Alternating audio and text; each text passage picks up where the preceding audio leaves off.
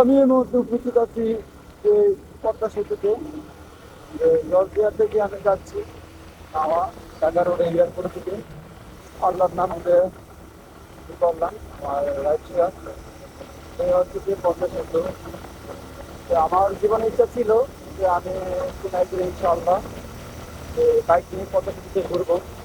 সেই স্বপ্ন পূরণ হলো নিজে উপার্জন টাকা দিয়ে। আলহামদুলিল্লাহ আল্লাহ সাপোর্টের প্রক্রিয়া যে আল্লাহ তালা আমার স্বপ্নগুলো আস্তে আস্তে হয়তো সবগুলো পূরণ করতেছে। যেটা হচ্ছে আমার ছিল সেটা আমার হলো যে হচ্ছে যে পদ্মা সেতু ইংলিশ গাড়ি ঢাকা টু তুলসীপাড়া যে বাস বাজারে এইগুলা। এই যে আমরা আজকে এখন পদ্মা সেতু হচ্ছে। আমার সাথে আছে আমার সহপাঠী পিছনে। আমার গাড়ি স্পিড হবে খারাপ তোর হয়তো 105 110 কিলো যাবো, কিন্তু না তা আমি করবো না। একদিন এগুলো আমি কিছু করি না। যে আমার যেটা রানিং লাগে সেটা আমি চালাই। কিন্তু অত উঠে টাকা বিরাশি পঁচাশি উঠছে দিয়ে পঁচাশি আপনার পঁচাশি ব্যবহার করার এরকম উন্নয়ন যদি আসলে যে প্রতিটা সরকার আস্তে আস্তে পাল্টাপাল্টি করে যদি করতে পারে তাহলে দেশ উন্নয়ন হবে। কিন্তু দুর্নীতির দিকটা যেটা করে থাকে যে একটা পদ্ধতিতে যত টাকা লাগার প্রয়োজন এত টাকা না নিয়ে যদি আমি 5 টা 50 টাকা আত্মসাৎ করে ফেলি তাহলে তো হলো না। দেশের জনগণের প্রতি আপনার আমার জনগণের টাকায় সেটা সেই পদ্মা সেতু হয়তো সরকার সেটা উদ্যোগ নেয়, সেজন্য সরকারকে ফেরত জানায়। যদি সঠিক টাকাটা দিয়ে যদি পদ্মা সেতু করা হয়, যে কোনো উন্নয়ন যদি করা হয় তাহলে আমাদের দেশ আরও উন্নয়ন হবে। এইরকম পদ্মা সেতু তখন আরও বাঁচতে হতো। এরকম উন্নয়নের জোয়ার এখন বর্তমান সরকার জনাব তারেক রহমান উনি যেরকম সিস্টেম চালু করতেছে নারীদের জন্য বাস এবং খুবই জায়গা জায়গায় এআই ক্যামেরা, তারপরে ডিজিটাল সিগন্যাল, যা যা উনি হয়তো বিগত অনেক বছর এরা লন্ডনে বসবাস করেছিল। সে যে ওনার যে মন মানসিকতা লন্ডনের যে রাস্তাঘাট চলাফেরা এবং যে আইন সে অনুপাতেই উনি তার থেকে রাষ্ট্রে পরিণত করার জন্য উনি দেশে এসে প্রথমে বলেছিল আইএফএ প্ল্যান যে ওনার যে পরিকল্পনাগুলো আছে সেগুলো আস্তে আস্তে ইনশাল্লাহ আমরা দেখতে পারবো। কিন্তু ওনাকে সময় দিতে হবে। যেমন যখন একটা ফিনান্স ছিল বিগত 17 বছর ক্ষমতা, 17 বছর ক্ষমতা থেকে মানে অনেক উন্নয়ন করেছে, সেটা বাংলার মানুষ অবশ্যই দেখেছে। আর এর 17 বছর যদি জনাব তারেক রহমানকে দেওয়া হয় তাহলে আমরা বলতে পারবো যে আসলে আমরা পাল্টাপাল্টি হয়েছি না। যদি আমরা 5 6 মাসে যদি আমরা বলি যে না সরকার ব্যর্থ, এরকম কোনো একটা আন্দোলন করা যেতে হবে। আন্দোলন করলে আমাদের দেশের জন্য ক্ষতি। যে কোনো সরকার আসলে তাকে সময় দিতে হবে। এমনটা না যে আমি কি করি আমলিক করি তা না, বাস্তব প্রেক্ষাপট যেগুলা ওইগুলো আমি কতগুলা আসলে এই ভিডিওটা আমি তুলে ধরলাম। কারণ পদ্মা সেতুর মাঝখানে আমি এখন আছি। আপনার সবাই দোয়া করবেন আমি যেটা খুব সালার মধ্যে পদ্মা ব্রিজ পার হয়ে আর ইনশাল্লাহ আমার গন্তব্য জায়গা হচ্ছে যে উত্তরার চন্ডী গাজীপুর ওখানে যাবো ইনশাল্লাহ। আপনার দোয়া করবেন। আমার খুবই ভালো লাগতেছে যে আসলে পদ্মা সেতু যে ঘুরতে গেলে যারা যাতায়াতের ইচ্ছে করে তাদের জন্য তো অবশ্যই অপছন্দ হয়ে গেছে। আর আমি তো আজকে প্রথম, সেই জন্য আমার কাছে আসলে অন্যরকম ফিলছে যে পদ্মা সেতুতে খুবই একটা ভালো লাগার একটা সেতু। দীর্ঘ 6 মিনিট বেশি এটা পদ্মা সেতু আর একটু সময় লাগে। আমার ভিডিও মাধ্যমে আমি জানতে পারবো তো আমার গাড়ি ধরতে থাকে 80 কথা দিয়ে দেখো আমি একটু পারবো না মানে নিচে কোনো সমস্যা তাহলে অবশ্যই না হবো। খুব ভালো লাগছে বাতাসের জন্য কথা আছে কিনা সেটা আমি জানি না আমার ভিডিওতে বা মাইক্রোফোন আজকে লাগাই নাই। এইভাবে অনেক ভিডিও করতেছি এখন আমি কথা বলতেছি। আর যদি ভিডিওটা আপনার কাছে ভালো লাগে অবশ্যই ভিডিওটা একটা কমেন্ট করে জানাবেন।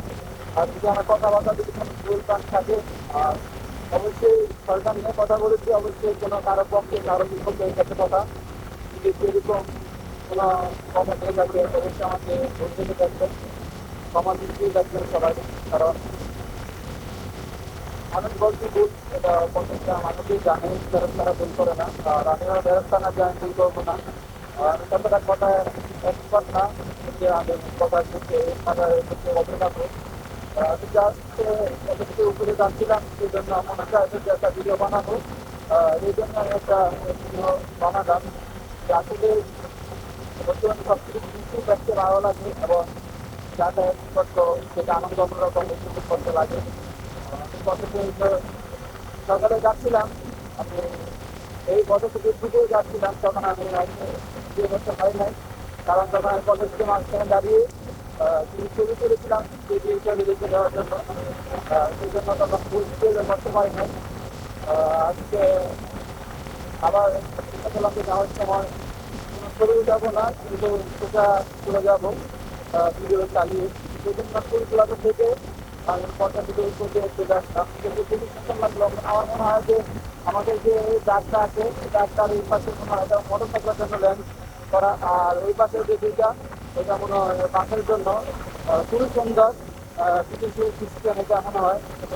সেই জন্য মোটর সাইকেলের জন্য আলাদা এবং বাস বাস ও সিরাজের জন্য আলাদা অ্যাম্বুলেন্স যাচ্ছে। কিন্তু অ্যাম্বুলেন্স আমি সবসময় অ্যাম্বুলেন্সকে আমি সাইড দিয়েছি। এটা এমন না যে সবসময় যেমন নাকি অথবা অ্যাম্বুলেন্স কোনো ওভারটেক করতে আমার নিজে বিনোদন লাগে। আমি অ্যাম্বুলেন্সকে ওভারটেক করি না সহজে। আমি সম্মানের সাথে সাইড দিয়েছি, কারণ আল্লাহ তাআলা আপনাকে আমাকে যে হসপিটাল থেকে হসপিটাল বাইরে রেখেছে, সেই জন্য আলাদা শিক্ষা আদায় করতে হবে। আলাদা শিক্ষা আদায় করে একবার আলহামদুলিল্লাহ যে আল্লাহ তাআলা এই অ্যাম্বুলেন্সের মাধ্যমে আমাদের কোনো লাশ যায় অথবা কেউ মেডিকেলে ভর্তিও জন্মে যায়, সেই জন্য ওদেরকে সম্মান করে আমি দিয়ে দিই। খুব কষ্ট লাগে যে আল্লাহ তাআলা যে আমাকে যে ওদের থেকে দূরে রেখেছে, হসপিটাল থেকে দূরে রেখেছে, সেই জন্য আলহামদুলিল্লাহ। এই ওনারা মনে একটা প্যাকেজ যে সবার মিলে একসাথে আইসি করতে। আমি আসছি একলা, সেই জন্য আমার সাথে কোনো সঙ্গী নাই, মোটর সাইকেল নাই। আমার পিছনে একজন সঙ্গী আছে, তাকে নিয়ে আমি যাচ্ছি। আমরা গেছিলাম পদসূত্র, তারপরে কালেশ্বর একটা বাজার আছে, যার দেওয়ার পরে কালেশ্বর বাজার পদ্মার মাছ পাওয়া যায়। ওইখানে পদ্মার মাছ কিছু কেনাকাটা করলাম। সেজন্য আসলাম। দেশীয় পদ্মা মাছ তো চিংড়ি, ডালিয়া, আরো বিভিন্ন বাই ইলিশ আছে, কিন্তু ইলিশ আমি কিনি না এই জন্য, কারণ আমার বাড়ি দেশের বাড়ি চাঁদপুর, আর এখানে দামটা আমার কাছে মনে হয় যে অনেক বেশি। সেই জন্য আমি আর ইলিশ মাছ কিনলাম না, কারণ কি আমার চাঁদপুরে ইলিশের দাম এখান থেকে একটু বেশি মনে হচ্ছিল, একটু না বেশ অনেক টাকায় বেশি হচ্ছিল। সেজন্য আমি ইলিশ মাছ কিনি নাই। অন্য অন্য যা যা মাছ আছে নদীর মাছ, পদ্মা নদীর ওই মাছগুলি আমি কিনেছি। সাগরের মাছ খাওয়াটা অন্যরকম উপভোগ। আর আসলে এটা আমার নিজের জন্য কিনে না, সত্যি বলতে কি আমি আমার পছন্দের স্যারের জন্য কিনেছি, যে স্যার নতুন মাছ পছন্দ করে সেই জন্য। ঢাকা আছে আরো 35, নারায়ণগঞ্জের 40, আবার 61, গাজীপুর 81, 90 কত আমি দেখছিলাম। আমার রাস্তা দিকে স্পিড লেখা আছে যে 80, 80-তে চালাতে হবে। আমি 80-তেও চালাই না, আমার স্পিড আছে 75, 75 আমি চালাচ্ছি। খুব সুন্দর। আসলে মানুষ বলে যে বিদেশের রাস্তা, আরে ভাই বিদেশের রাস্তা কি, বিদেশের রাস্তায় এখানে ফেল। কারণ কি দেখেন, বিদেশে যে গাছ পাবেন আপনি পাবেন না। এই যে দেখেন রাস্তার পাশে ফুল গাছ, কত সুন্দর গাছ, এই কত সুন্দর গাছ, তার মাঝখান দেওয়া একটা এরকম একটা সরল একটা রাস্তা, কত সুন্দর পরিষ্কার রাস্তা। শুধু বিদেশের রাস্তায় কি হবে এত সুন্দর, তা না, বাঙালির রাস্তা এত সুন্দর সেটা বলতে হবে। দেখেন কত সুন্দর ফুল, বিভিন্ন কালারের ফুল, অনেক সুন্দর। এই মাশাআল্লাহ, আসলে সুন্দরকে সুন্দর বলতে কি হবে। প্রতিটি মাছ,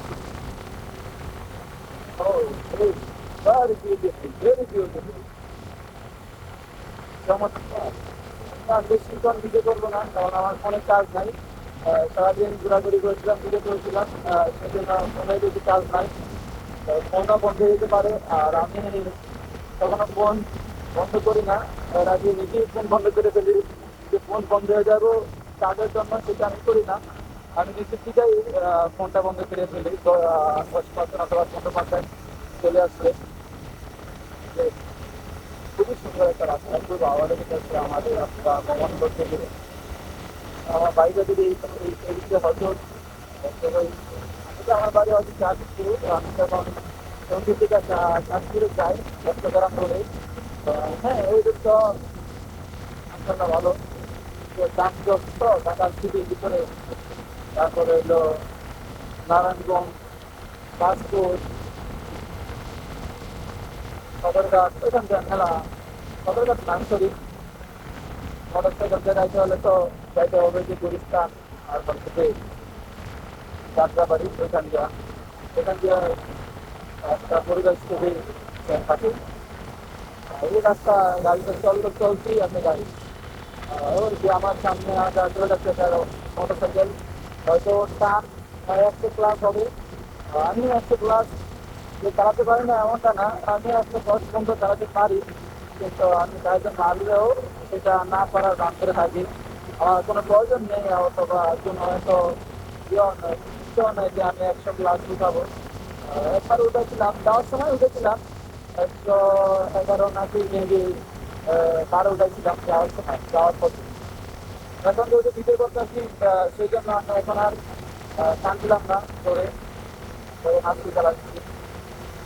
এই আমার পিছনে যে আমার সহপাঠী আছে, ওকে আমার গাড়িটা দেওয়ার ইচ্ছা, কিন্তু হাই রোডে ততটা বেশি এক্সপার্ট না, এই জন্য ওকে আমি আর গাড়িটা চালাতে দিলাম না ও পরিচিত দেওয়ার জন্য।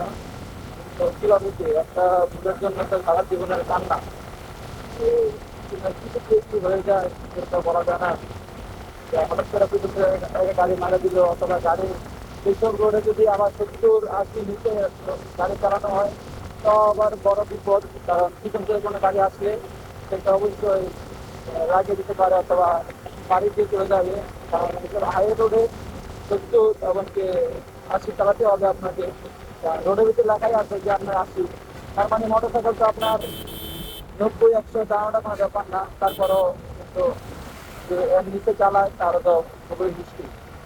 সেই জন্য সে আবার 40-50 যে গাড়ি আবার,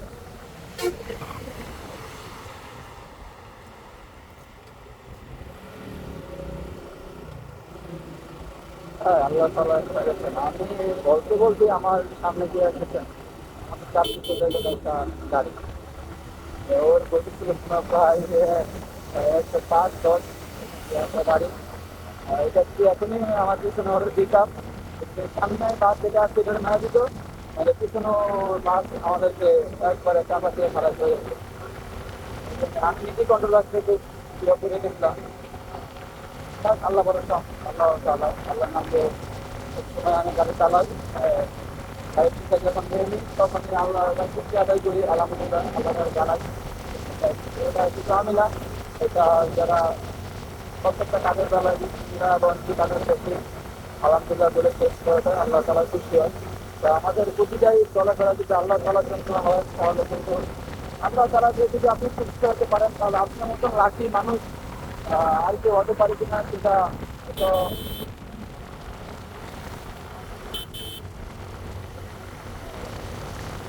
আপনার কিছু উদ্দেশ্যটা যদি আপনি আল্লাহকে খুশি করা দেন, তাহলে কিন্তু আপনি অনেক লাকি।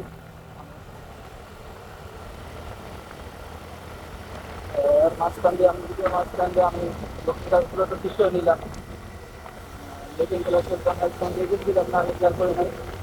পিছনে বাস করে দেখতে আসতে পারে আস্তে আস্তে। এখন আমি নতুন ক্লাসটা ঠিক করে নিলাম।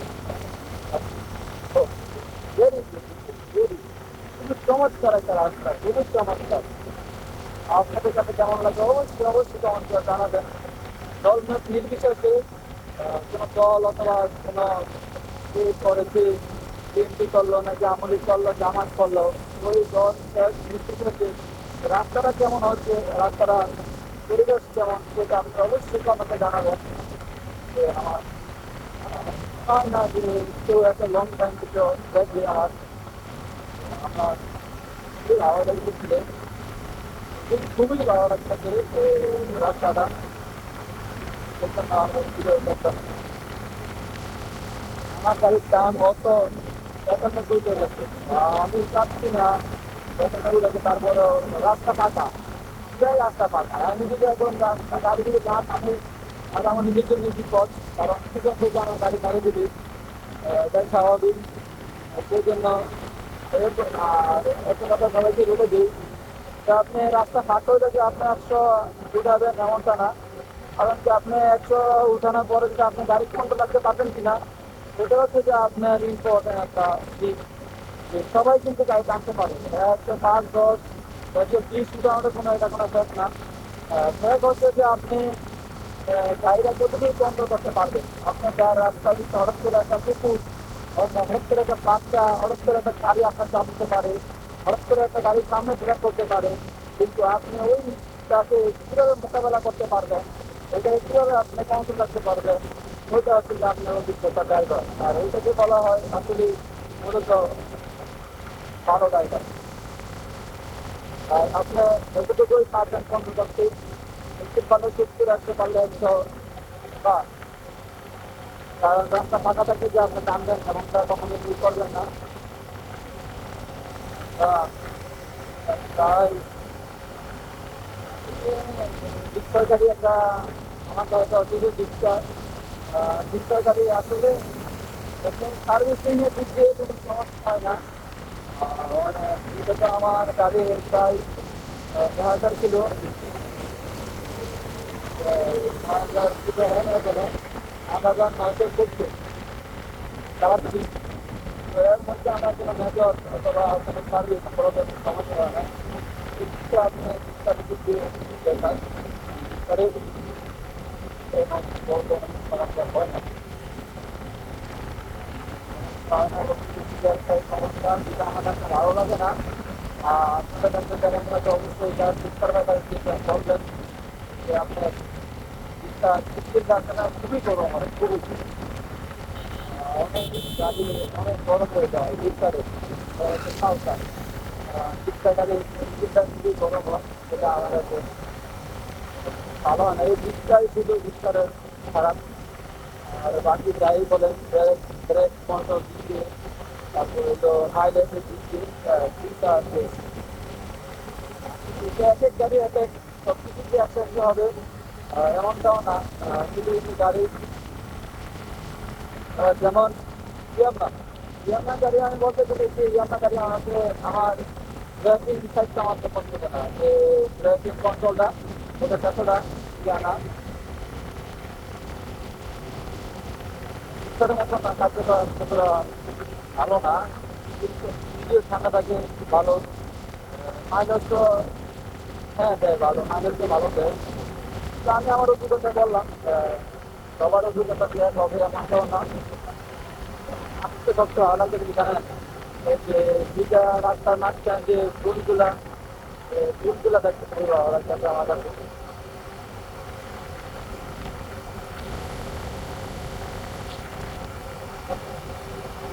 খুবই সুন্দর, মানে রোদ, শীত, গরম, সব সময় মনে হয় ফুলগুলা ঘুরে থাকে। খুবই সুন্দর লাগছে ফুলগুলা।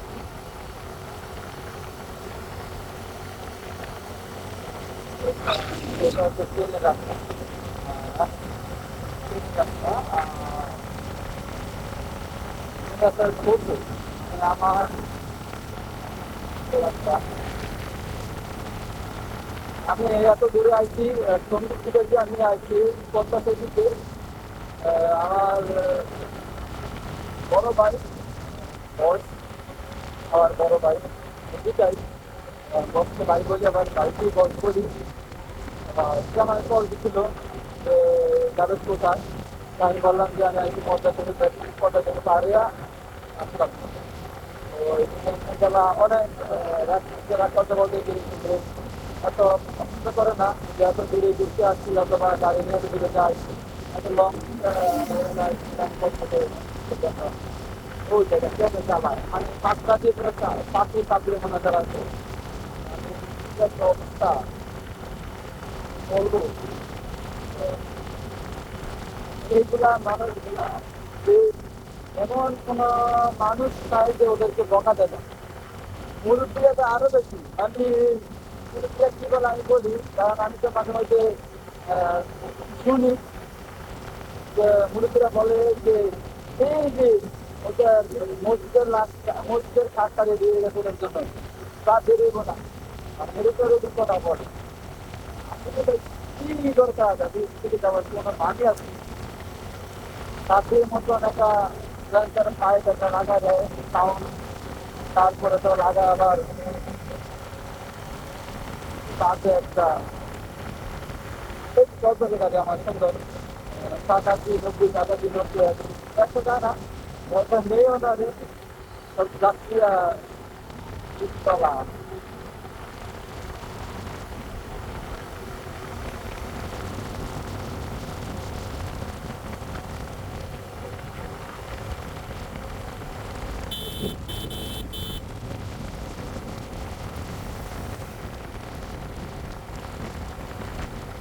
ঢাকা মাওয়া সিটি প্রবাসী পল্লী গুরু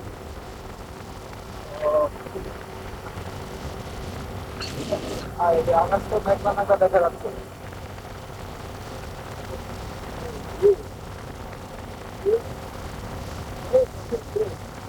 মানে আমি এই পর্যন্ত পদ্মা সেতু আর এই যে আসলাম তো মামা পাড়ে যাচ্ছি প্রায়। এখন আমার কাজ থেকে একটা বাস চাকরি ছিল প্রায় বেশি কম ছিল। তাছাড়া আমি একটা বড় ড্রাইভার ধরি নাই, ইয়ারও পরিবর্তন করি নাই, কিছু করি নাই, শুধু আমি একটা ধরে রাখছি আর সেটা ড্রাইভারটা রাখছি।